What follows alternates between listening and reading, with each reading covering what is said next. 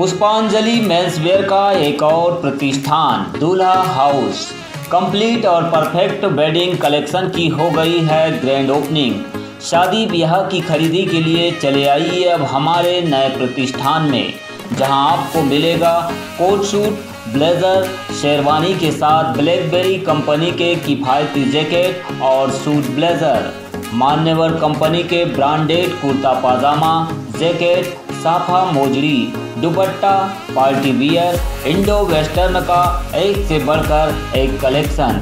हमारा पता है दादाबाड़ी स्कूल के पीछे इतवारी बाजार के पास बालाघाट। संपर्क करें 9425138551।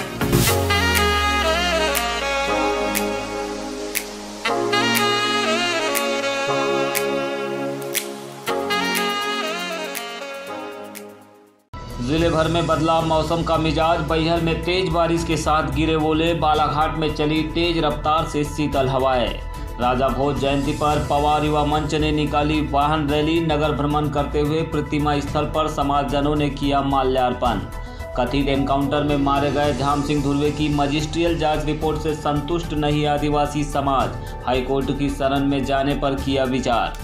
और बैहर विधायक संजय सिंह उइके ने डाबरी में कार्यकर्ता सम्मेलन को किया संबोधित। त्रिस्तरीय पंचायत चुनाव और नगरपालिका चुनाव में कांग्रेस की जीत का दिया मंत्र।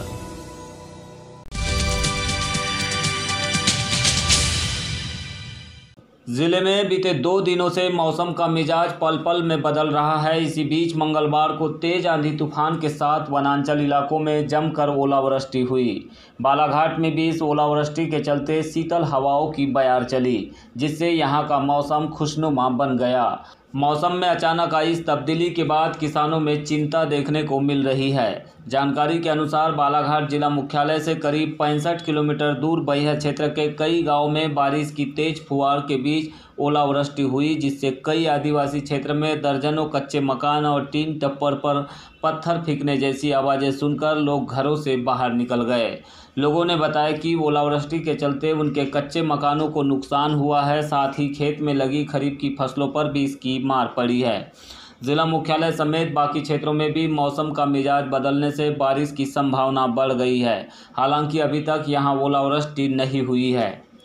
गौरतलब है कि खेतों में इन दिनों गेहूं, चना, मसूर की फसलें पककर कटने को तैयार है। किसानों के अनुसार यदि बारिश ओले जैसी स्थिति निर्मित होती है तो फसलें बर्बाद होने में समय नहीं लगेगा। हालांकि मंगलवार को हुई ओलावृष्टि का असर केवल बैहर और लांजी क्षेत्र के वनग्रामों में ही देखने को मिला है, जिससे खरीफ फसलों को नुकसान की कोई बड़ी खबर नहीं है। कृषि वैज्ञानिकों के अनुसार मौसम के बदले रुख पर वे नज़र रखे हुए हैं।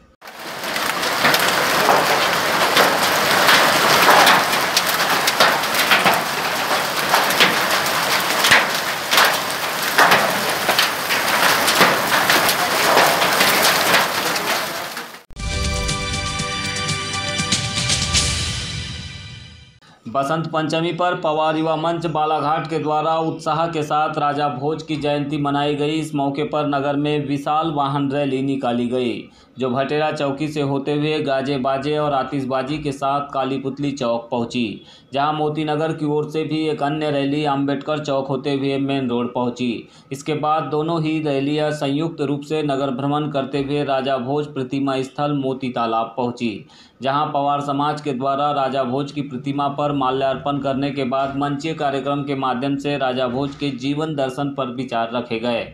साथ ही उपस्थित समाजजनों को राजा भोज जयंती की बधाई और शुभकामनाएं प्रेषित की गई। राजा भोज की जय। बसंत पंचमी के पावन पर्व पे सबसे पहले समस्त जिले वासियों को मैं बहुत बहुत बधाई देना चाहता हूँ। स्वजातीय बंधुओं को, सभी सर्व समाज के लोगों को देना चाहता हूँ बसंत पंचमी की बधाई। राजा भोज जी की जयंती पर पूरे देश में और विशेष तौर से हमारे बालाघाट में जयंती समारोह का आयोजन होता है प्रतिवर्ष। सर इस वर्ष भी हमारे युवा साथियों ने, पवार युवा मंच ने, संगठन ने एक विशाल मोटरसाइकिल रैली निकाली, जिसका राजा भोज की प्रतिमा पर माँ गढ़कालिका देवी, कुलदेवी हमारी, उनकी पूजा अर्चना करके माल्यार्पण के समापन हुआ है। मैं इस अवसर पर अपने सजाती बंधुओं से यही कहना चाहता हूं कि सभी समाज को जोड़ के चले।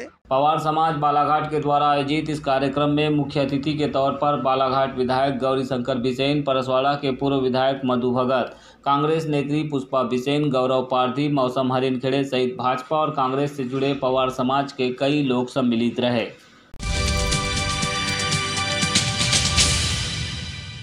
6 सितंबर 2020 को बसपहरा के जंगल में झाम सिंह धुर्वे की पुलिस की गोली लगने से कथित हत्या के मामले में प्रशासन ने आदिवासी समाज को जांच रिपोर्ट प्रस्तुत कर दी है, लेकिन आदिवासी समाज इस मजिस्ट्रियल जांच रिपोर्ट से जरा भी संतुष्ट नहीं है।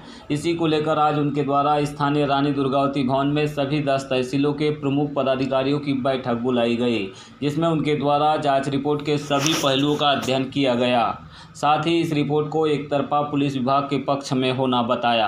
भुवन सिंह कोर्राम ने बैठक के उपरांत मीडिया से चर्चा में कहा है कि जांच रिपोर्ट में प्रशासन ने जो एकपक्षीय निर्णय पुलिस के पक्ष में दिया, जिन लोगों ने बयान दिए थे उन बयानों को शामिल नहीं किया गया और पुलिस के बयानों को ही तवज्जो देने का आरोप लगाया।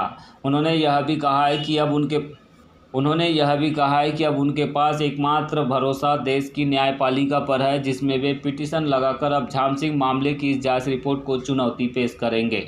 झाम सिंह को जो न्याय दिलाना था वो न्याय उसके साथ में स्पष्ट रूप से नहीं हुआ है और उसमें कहीं ना कहीं एकपक्षीय जो निर्णय आया है वो पूरा निर्णय प्रशासन ने पुलिस पार्टी की तरफ दिया है और जो भी वहाँ पे जांच हुआ है, वहाँ लोकल का जो बयान हुए हैं और जिस प्रकार से जो घटना हुई थी उसके अनुरूप ये निर्णय नहीं लिया गया है और कहीं ना कहीं जो साक्ष्य हैं उन्हें छुपा दिया गया है, उनको तवज्जो नहीं दिया गया है। जो बयान हुए थे, लोगों ने जो बयान दिए थे वो भी नहीं उसमें पूरा आप उसको लिया गया और जो पुलिस पार्टी ने जो जिस प्रकार की जो बयान दी थी उसी को तवज्जो देते हुए ये निर्णय आया है और इस निर्णय से हमारा पूरा समाज जो है वो बिल्कुल सहमत नहीं है। तो आगे कोई स्टेप उठाएगा आदिवासी समाज? आने वाले समय में हमने जो निर्णय यहाँ पे सर्वसम्मति से लिया है, कहीं ना कहीं हमको न्यायालयीन प्रक्रिया में जाना पड़ेगा और एक सहारा हमारा अभी न्यायालय है जिससे कि हमें न्याय मिल सके। पूरी उम्मीद हमें हमारे देश के संविधान के ऊपर है और यहाँ की जो न्याय पालिकाएँ हैं उसके ऊपर पूरा जिम्मेदारी टिकी हुई है।